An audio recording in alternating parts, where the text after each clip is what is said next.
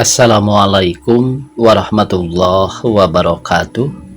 Pamirsa sabakreber dongeng Sunda Mang Cecep Gorobacep anu satia satuhu manco di payunan HP sewang-sewangan di mana bayayana dina dangat ayana urang neraskeun hanca dongeng antara paeh jeung hirup bagian ke-12.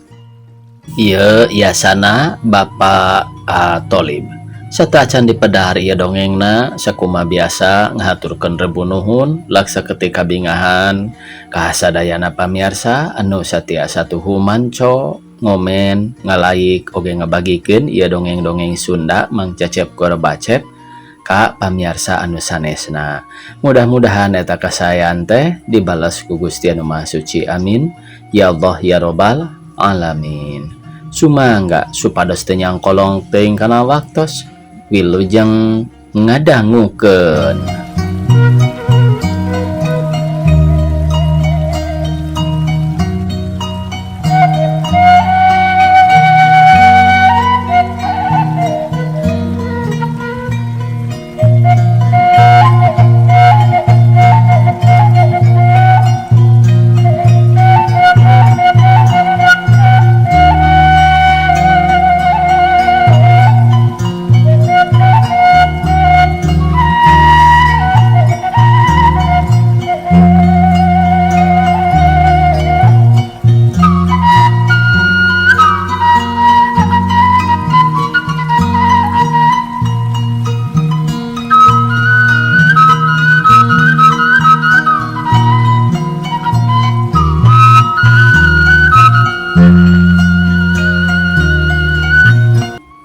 Tah buka suratna naon cenah eusina.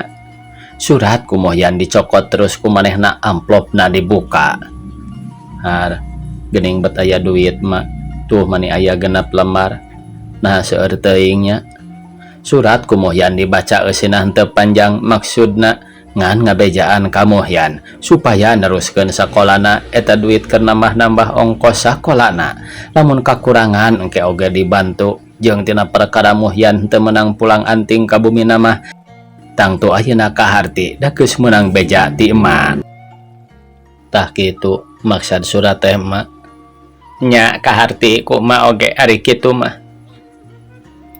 Tapi ari kahayang emak mah kieu mu lamun teh mah nya diparengkeun mu aya teh mah hate kadunungan rada oge emak teh melang pikiran sabab urang mah sakieu buktina. Peker mah harkat urang teh caca tambahnya atuh da eueuh kaboga sok aya basa anu henteu genah henteu paya salah saeutik sok mawa tuturus sok kababawa puhuna padahal henteu kitu munggu hakna ti pangeran mah sami eta teh maacah henteu kebat nyarita kalah kadu mareuda beringing arek ceurik bangun anu nyeri hatena kawas nu kasuat-suat ingeteun kalalakonna sorangan. Muhyan olohok bae ningali peta indungna kitu teh manehna teu wanieun arek nanya ka indungna anu keur ceurik. Kahayang emak mah mu anaking ku maneh mah ulah ka sorang maacah nyarita pegat-pegat. Ku ma karasa boga salaki kamenak jeung kapangkat teh engke kumaha dicaritakeun di mana maneh geus boga gawe jeung geus waktuna boga pamajikan. Sukruk deui maacah ceurik bangun anu kanyerian. Muhyan oge rada cumalimba ningali mana ceurik bangun anu menang kanyerian teh tapi manehna teu wanieun nanya kumaha lalakon indungna. Ingetanana keun bae da engke oge kumana tangtu baris dicaritakeun ka manehna. Dina atina Muhyan gilig anggur arek nya neangan pangarti keur bakal hirupna jeung keur nyait indungna. Sugan bae diparangku anu kawasa bisa kahontal cita-citana bisa laksana. Dalaharna indung jeung anak peuting eta henteu pati ponyo kaganggu ku pikiran anak masing-masing. Sore keneh oge geus ngarampih, tapi sararena oge duanana nganting kulisik bae henteu pati talibra. Geus aya mingguna macah pindah ka imahna Mang Darma henteu digawe di gedong tapi sagawe-gawe bae di warung anakna.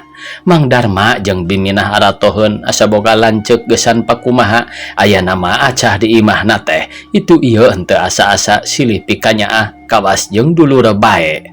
Muhyan oge nya kitu keneh kacida bungahna indungna geus ngahiji mah manehna henteu pati ripuheun teuing ngan ukur balanja dagangan anu henteu ku batur teh nunungguan di toko biminah jeung Mang Darma. Indungna dipernahkeun di warung sanguna di baturan kudu digawe. Atuh Muhyan jongjon pisan ayeuna ngapalkeun anak pangajaran arek nempuh ujian nu panganggesan teh. Manehna geus tara indit ka bumina Raden Raharja deui Neng Pujiati oge saprak macah eureun digawena acan ngarasa datang ka imahna Muhyan. Ari ingeteunana mah ka Neng Pujiati Muhyan teh meh teu beunang dipopohokeun tapi manehna maraketkeun maneh bae ingetanana leuwih hade dipake diajar batan manggihan sabab keur manehna mah lamun nya ngapalkeun pangajaran sarta lulus bari bisa ngahontal cita-cita teh sarua jeung nohonan jangjina nu geus dikedalkeun ka pupujaan hatena. Neng Pujiati anu ninggalkeun Muhyan di kebon dicanak amengan dina mobil kuramana manahna mah teu boleh keheul ka ramana teh. Anjeunna keur resep ameng bari ningali Muhyan keur digawe diselang ngobrol bari guguyon kari-kari dipegat diajak amengan kuramana. Diajak nyarios oge kuramana henteu pati cacarios ditaros ngan ukur kenyem teh saknyana. Lilis tuh batur mah arulin teh marake motor eta teh Lis nu pandori apan putrana Raden Ardi teh urang mah baraya kadinya teh. Sumohon. Neng Pujiati ngawalar karamana teh ngan ukur sakecap. Kahayang papa hoge Lilis ari ulin teh kudu jeung sasama urang deui ulah jeung babaturan anu teu puguh ngarah teu hina ka urangna. Raden Sumirna sababaraha kali ngajakan ulin ka Lilis tapi Lilis nah teu daek bae. Sanyana manehna teh turunan jelema luhur eta teh kolotna jareneng nyarakel ka pangkatanana oge eueuh anu dihandap. Jadi kepala rata-rata jabati pada melanana di laluhur teh karagungan perusahaan PT na sababaraha hiji. Manehna keur sakola ayeuna di universitas cenah geus tingkat luhur tereh menang gelar tangtu manehna baris digawe di jabatan atawa di departemen atawa nyekel kakawasaan di pemerintahan. Sumirna teh anak jelema beunghar deui sajabana turunan jelema gede geus nyarita ka papa aya maksudna ka Lilis lamun Lilis sakolana geus tamat di SMA mah kahayang papa ulah diteruskeun deui sakitu oge cukup ari awewe mah. Tapi ari Sumirna mah henteu kaabotan cenah pelain neraskeun sakola mah asa Lilisna bae kersaeun. Tah Lis cek papa mah arek neangan nu kumaha deui. Sumirna geus sidik turunanana anak jelema beunghar jeung baris jadi pangkat deui jelemana tegep hese neangan bangsa nu kasep jiga Raden Sumirna mah. Jeung omat ulah sok cacampuran teuing jeung si emuh Lilis teh bisi kasebut ku omong batur da si emuh teh anak bujang urang hayo engke direremokeun kudu ngewaeun mah ka urang. Bisa kumahaeun bae kolot erana asa dibibirang di era-era ku baraya ku babaturan papah teh tangtu disaha-saha boga anak sasiki dibikeun ka badega ka anak babu meureun kitu batur teh ngaromongna. Neng Pujiati henteu ngahartikeun kana cariosan ramana pikiranna mah nyolok bae ka Muhyan laos dirina ku anjeun bae anu dihina teh. Muhyan anu jadi buah hatena nu dipuja ku dianggap panyileukan berang peting kuramana mah dihampas abong anak bujang. Padahal mah acan tangtu buah Muhyan teh baris jadi jelema pinter jeung aya nu ngajenan ari hade mah laku lampahna. Ramana Neng Pujiati saja jalan ngajakan nyarios ka putrana nyarioskeun kahadean Sumirna jeung turunanana bari ngawonkeun ka Muhyan. Henteu tebih nyabana mah Raden Raharja teh sanaos nganggo mobil oge tapi seueur pisan sumpang simpangna sakur anu dianjangan sadayana jalma anu beunghar wungkul dina papan jenengan anu kagungan bumina rata-rata ngaranggo Raden.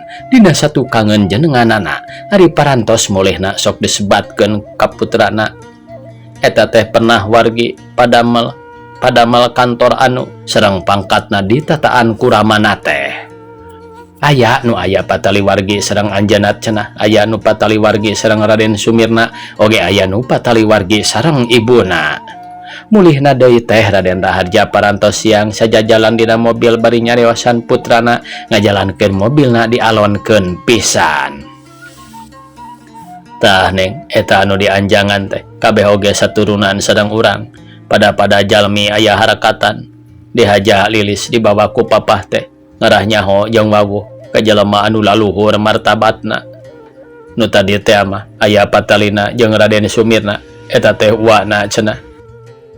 Daramana mah Raden Sumirna teh aya di Sumatera, jeneng di pengadilan negeri di dituna teh. Ari matuhna Sumirna teh di Jakarta, indekos di sobat Ramana. Sok ka dieu soteh ka Bandung ka wargina nu keur sakola di SMA keneh. Katumpangan ku Sumirna.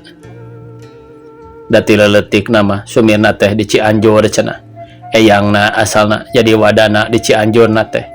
Jeung rajin manehna mah sanajan sakola keneh oge. Sok bari usaha dagangan, hubungan jeung firma-firma, jeung NP-NP. Atuh da sakolana oge, cita-citana hayang jadi sarjana ekonomi manehna. Nyarita ka papah mah. Nu mata kacida panujuna, lamun lilis parang tepung jodoh ka manehna teh. Harkat martabat urang beki kaluhur, atuh tina perkara usaha moal salah. Tangtu nambahan kauntungan, kabeungharan oge, atuh tangtu nambahanana teh ari loba untung mah. Ning Pujiati mah ongkoh-ongkoh bae teu pati ngupingkeun sadayana cariosan Ramana ari manahna mah emuteun kamuhyan. Manehna ngahlas dumeh aya nu ngahina, manehna beuki welas tambah asihna bae kamuhyan teh sanaos anu ngahinana teh Ramana pisan. Teu kinten Neng Pujiati keheuleunnana.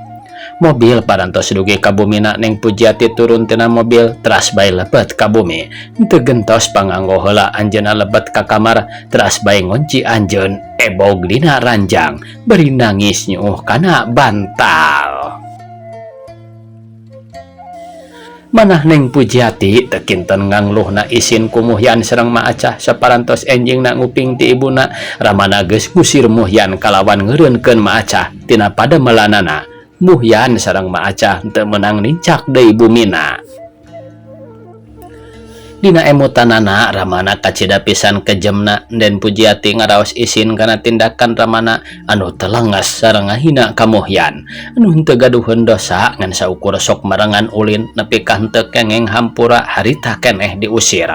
Kasieun bilih matak ngarendahkeun derajat sareng martabat. Padahal numutkeun emutan Neng Pujiati mah Ramana ku anjeun ayeuna langkung rendah martabatna batan jalmi anu bodoh. Anjeunna parantos ngahina ka umatna Gusti gaduh raos langkung luhur tibatan anu sanes padahal mungguh di payunan Allah mah sami anu luhur anu handap sareng anu beunghar nu miskin oge tunggal dipiwelas dipiasih ku mantenna mah henteu di benten-benten. Ari Ramana bet sakama-kama sawenang-wenang ngahukuman bilih salah jeung rendah pedah campur sareng cacah. Ti waktos harita Neng Pujiati katinggalina henteu aya kaberagan damelna ngungun bae nguyung henteu aya kagumbiraan. Anjeunna tara kaluar ti bumi sakolana sok dijajabkeun ku mobil ari mulihna ti sakola teh sok teras bae kulem manahna nguluwut. Kebon kembangna henteu jadi panghegar kana manah Neng Pujiati. Sanes bae Neng Pujiati anu alum sareng mesum bae teh tapi ibuna oge sami. Ibuna leungiteun ku Maacah. Ibuna ka Maacah geus henteu asa-asa henteu nganggap kabujang tapi raos ka ibuna ku anjeun. Neng ning rumah ari nyarios sareng Maacah ngabasakeun anjeun teh sok abdi bae ka Maacah mah manahna bet asa dikantun ku ibu anu ngandung bae. Tapi sawangsulna ari Raden Raharja mah katinggalina gumbira pisan gaduh raos moal aya nu baris jadi aib ka salirana. Ari Maacah jeung muh geus henteu wanieun deui mah ulin di bumina. Ayeuna mah meh sabandinten ganti kula resupna Sumirna hubungan Sumirna sareng Raden Raharja beki raka teu bae sering angkat babarengan dina mobil dugi ka sakapeung masuk ka rulam angkatna upami nyaba teh babartos ka istrina mah nuju ngalereskeun dagangan. Neng Pujiati ari muli sok diolo-olo sangkan kersa ka Sumirna kersa diajak jalan-jalan atanapi nonton bioskop. Tapi Neng Pujiati kekeh teu kersaeun alesanana seueur apalkeuneun sakapeung masok nyebatkeun teu raraos atanapi rarieut ka Ramana ari dicandak ameng teh. Ramana henteu kersaeun maksa emutananakeun bae engke oge ridoeun ari lila-lila mah moal daekeun mungpang kana karep kolot. Keun bae ayeuna mah masih keneh hayang sakola asal Sumirna daek nunggu ngadagoan nepi kana waktuna. Kaayaan di kota Bandung dibandingkeun jeung samemehna kajadian Perang Dunia Kadua atawa keur waktu dijajah ku Walanda mah leuwih rame jeung leuwih gegek. Leuwih rame jeung leuwih gegek ayeuna pendudukna, malah ramena oge kacida pisan bedana.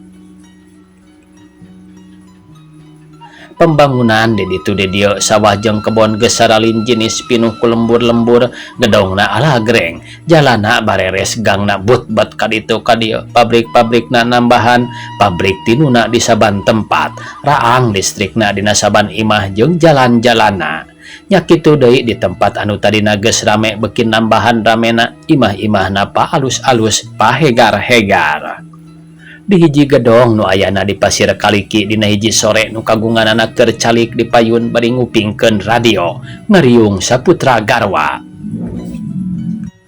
Katingalina bangun galumbira pisan di selangara leueut bari cacarios. Kumaha ibu henteu acan pendak laratanana budak teh. Sugan aya wartosna ti anda atanapi ti Kang Radimin nalika abdi aya di Ambon. Ari anda mah mindeng ngalongokan ka dieu tapi henteu manggih beja-bejana acan henteu sirikna di saban tempat manehna dinas ku manehna di teangan. Radimin oge kungsi ka dieu ngalongo ka budak keur waktu Herman di Ambon teh nya kitu wae deui acan manggihan tapi ulah leutik hate cenah ceuk Radimin mah budak teh aya keneh di kieuna turta salamet henteu kurang naon-naon nan sing sabar bae bari tawakal ulah petot nanada kanu kawasa. Pajarkeun teh gunung jeung gunung moal bisa patepung tapi ari anak jeung indung mah atawa bapak jeung anak sok mustahil lamun henteu bisa patepung teh ngan ngantosan kersana pangeran bae geus nincak oge kana waktosna tangtu urang bisa riung mung pulung deui.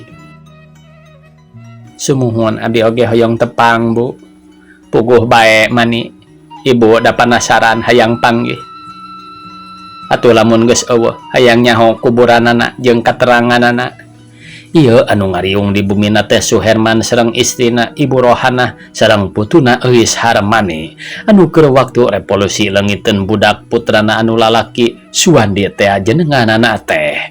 Ayeuna Suherman geus jadi mayor pangkatna kakara mulih di Oper ti Ambon putrana nu istri parantos ageng Euis Harmani yuswana parantos 15 tahun jalan sakolana di SMP kelas 3. Keur emut kaputrana anu leungit kaayaan nu kalangkung teh ku anjeunna kagambar deui rusras emut kaputra. Anjeunna naroskeun ka ibuna sugan aya keterangan tirakana sareng ti sobatna sugan aya wartosna keur waktos anjeunna aya di Ambon. Tapi dugi ka wengi eta teu acan aya wartosna teu acan mendak katerangan anu leres. Lain bae di Pasir Kaliki anu rame keneh teh tapi di Sukajadi oge masih keneh haneuteun ku anu lalar liwat sore eta teh barudak ngorana keur ngarariung aya oge nu keur jaralan-jalan. Toko Muhyan kakara nutup maca Mang Darma jeung Biminah ngariung di tengah imahna bari ngadarongeng. Muhyan keur diuk dina kursi di kamarana bari nginget-nginget kana hasil ujianana nu acan dibuka. Pikiranana rusras ka ditu ka dieu manehna ngahuleng ingeteun kana perjanjian kabuah hatena Kaneng Pujiati jeung ka ibuna janji arek neruskeun sakola kumaha manehna lamun teu lulus palang siang cita-citana moal kasorang. manehna ngagebegnya bak kertas dina saku calanana tadi narima surat ti sobatna Neng Pujiati ti adina Epiana nu kebeneran datang ka tokona. Suratna ku manehna dibuka eusina dibaca mani sababaraha balikan Muhyan macana eta surat anu kieu unina. Kepada yang terhormat Kakanda Muhyan di tempat. Salam mesra dari adik untuk Kanda yang tercinta. Adik menghaturkan selamat ujian, semoga hasilnya memuaskan. Dan demi suksesnya cita-cita Kanda untuk memenuhi perjanjian Kanda terhadap adik yang selama ini menanti kasih dan sayang dari Kanda. Papa sekarang sedang bepergian. Adik dan ibu sangat menantikan kedatangan Kanda pada sore ini. Semoga Kanda bisa memenuhinya. Peluk dan cium untuk Kanda seorang yang menanti. Lilis Sri Pujiati. Muhyan anu kakara ingetan kana surat terus bebejaka kolotna nyuhunkeun di widian arek ulin ka bumina Neng Pujiati rehna diangkir ku ibuna. Sanggeus di widian ku kolotna manehna kakara indit pakaianana make kaos wol hideung ka handapna calana pulas kopi. Inditna henteu make sapeda tapi numpak oplet anu kabeneran harita aya nu arek ka jalan ledang. Tekung silila oplet geus tepi ka anu dijugjug. Muhyan turunan teu dihareupeun gedongna tapi ngahaja diliwat heula sabab ti kajauhan katembongeun ku Muhyan aya mobil eureun di lawang pisan bumina Raden Raharja. Muhyan lempang malikan deui ka urut nu tadi kaliwatan ku oplet. Manehna ngarasa curiga dina hatena. Dina eusi surat Neng Pujiati nyebatkeun ramana keur henteu aya tapi naha bet aya mobil di hareupeun pisan gedongna. Ngahaja manehna lempangna mapai-mapai anu rada poek anu kahalangan ku kalangkang tatangkalan. Geus rada deukeut manehna api-api ngaragragkeun saputangan bari dongkok nyidikeun anu aya dina jero mobil. Tapi henteu aya jelemaan. Muhyan ngadeukeutan mobil anu keur eureun.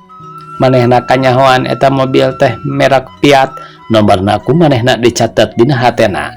Eta mobil teh model angkutan barang ku manehna diilikan ka jerona aya sababaraha hiji karung gone jeung carangka tina hoe urut sayuran pantosna mah urut engkol ditumpangan ku karung.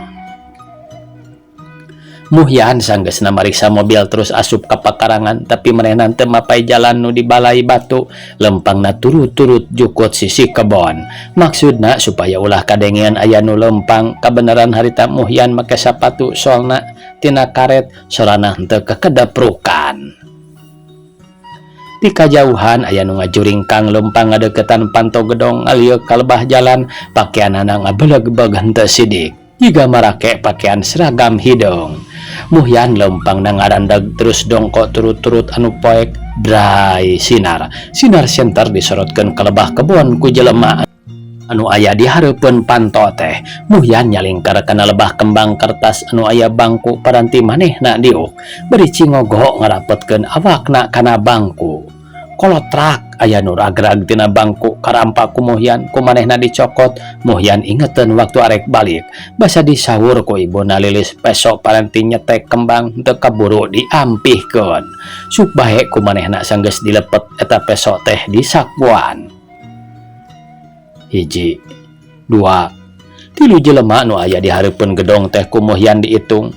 Ngilikan tingkah lakuna eta jelema Muhyan geus teu bae dina hatena yen eta 3 jelema teh anu niat jahat. Muhyan lempang balik deui ka jalan maksudna sugan aya jelema atawa patroli nu ngaliwat arek ngayakeun hubungan.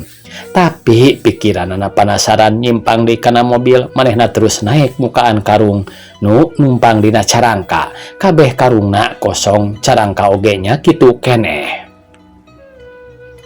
Muhyan turun deui dongko alak ilik kana ban manehna unggek-unggekan kawas nu manggih akal pesok tina saku calanana dikaluarkeun terus manehna nyasaran ban anu tukang pesok ku manehna dicocogkeun kana ban anu geus rada beulah urut batu. Pesok seukeut tur lancip meh kawas jarak ngalelep kana jero ban nyesa gagangna wungkul. Ku manehna katembong nu saurang mencet bel dina luhureun panto. Brai ti jero aya nu muka panto. Si Amid jigana nu muka panto teh. Katembongna si Amin mundur dari ka jero, ditodong ku pistol, disurungkeun ka jero, bari dituturkeun ku tiluan. Muhyan pikiranna rada bingungan, panonah teu ngicep-ngicep melong kana lebah panto, manehna teu terangeun kumaha kajadianana nu aya di jero gedong. Hatena rada ratu deg-degan, ari arek nyamperkeun. Tadi tembong kacaangan tina panto ku manehna jelema teh mawa pistol, jeung hatena masih keneh sangsi bisi salah sangka. Saterusna Muhyan cicing bae bari ngawaskeun naon anu baris kajadian. Kabenaran tina lebah setira ka tukang teh henteu aya hahalang. Atuh awaseun pisan manehna ka lebah gedong teh. Dikira aya 10 menit panto muka deui ti jero aya nu kaluar, nu saurang ngagusur jelema, leungeunna ditalian ka tukang, sumutna dibengkeut ku lamak, nu saurang oge nya kitu keneh mawa deui jelema, ditalian leungeunna dikatukangkeun bari dibekem ku lamak. Nu panderi nu saurang di mawa koper leutik bari leungeun katuhuna nyanyekel pistol. Muhyan hatena beuki ratug sanggeusna eta jelema ngadeukeutan kana mobil, sidik ku manehna ka tembong nu digiring teh awewe Neng Pujiati jeung ibuna. Manehna heraneun naha ari si Amin dikumahakeun jeung aya garong bet sakalian mawan boga imah, tapi awewe wungkul anu dibawana teh meh-mehan teu tahan hate Muhyan ningali kaayaan dununganna kitu teh. Tapi acan sempat mikir, nu lempang geus kaburu deket manten kana lebah mobil. Henteu panjang mikir Muhyan blus bae asup kana jero carangka, karungna ditumpakeun deui ku manehna ka luhur carangka, ku leungeunna dibebenara ti jero. Panto mobil kadenge dibuka, bus aya nu ka jero saurang, rieg deui nu saurang diuk. Bus deui jiga nama sorana saurang deui naik, brug panto mobilna nutup. Ti tukang oge aya nu ngageblug. Cenah jiga nu titendot, bus aya nu naik panderi, bleg cenah aya nu nembag kana lebah carangka. Gerung sela mobil disada mundur, mobil teh sakedeung gelesar maju karasana. Karasa mobil setirna dibanting, tanda mengkol ka katuhu. Mobil karasa mengkol di kelebah katuhu 2 kali nikung, saterusna mah ngadius lempeng ulon, pantes namah jalana beuki tarik. Duka sabaraha pengkolan anu kaliwatan ku Muhyan di jero carangka henteu kaitung, untung mobilna merek Fiat, ku sorana nu ngagerung. Sora ngambekan Muhyan dina carangka henteu kadengieun. Mobil beuki tarik lumpatna cepat lempeng ka kulon, karasa guguru dugan. Duka jalan duka ban anu ngempesan, dumatak mobil jalana guguru dugan teh acan kanyahoan. Ti tukang aya sorot lampu nyabrot, aya mobil nu nuturkeun ka ciri sinarna kana jero carangka ku Muhyan, las deui senter teh eueuh, tanda mobil nu nuturkeun teh tinggalon. Ban kempes kadenge supir ngomong ka baturna, kagok terus saeutik deui cenah, karasa mobil mengkol, jalana beuki dudurug-dugan, karasa ku Muhyan di jero carangka ngageleng batu anu taringgul. Reg mobil teh eureun, nu tumpakna oge tarurun ku Muhyan diitung dina jero carangka, dikira-kira saurang supir turun, terus awewe ti hareup turun, nu saurang deui turun nu diukna di hareup. Bantuan nurunkeun euy, ieu indungna. Lumayan indungna oge golis, keur urang ieu mah, kadenge sora nu nyarita, buraung pisan ngomongna teh. Sok pangku atuh. Regayang ibuna Neng Pujiati digotong kuduaan diturunkeun. Koper kade poho. Moal ieu dibawa ku dewek. Anjakal oi, di dia urang turun teh. Lamun sok di tempat nu direncenakeun mah samemehna meureun. Atuh da bana anjing teh make kempes, untung bisa tepi ka dia oge. Halusna aya tempat serep. Lamun eueuh gagal lakon teh, moal wae jigana kana hasil teh. Sora nu lempang bari ngaromong geus hawar-hawar kadengena ku Muhyan, manehna mukakeun carangka terus kaluar, matekan heula awakna anu kesel urut cingogo. Reyem-reyem bulan kakara bijil kapeutingnakeun. Harita geus tanggal ngalikur tereh pareum, sinarna henteu pati caang, tapi nu lempang ku Muhyan katembongeun. Manehna terus nguntit panderi bari nyalingker mapai anu rada poek. Muhyan bari ningalian lebah-lebahna eta tempat oleh henteu apaleun jalana jalan desa. Loba batu galede eueuh imah hiji-hiji acan, kenca katuhu kebon wungkul, rajag tangkal kalapa, selang-selang kebon sampe jeung kebon awi.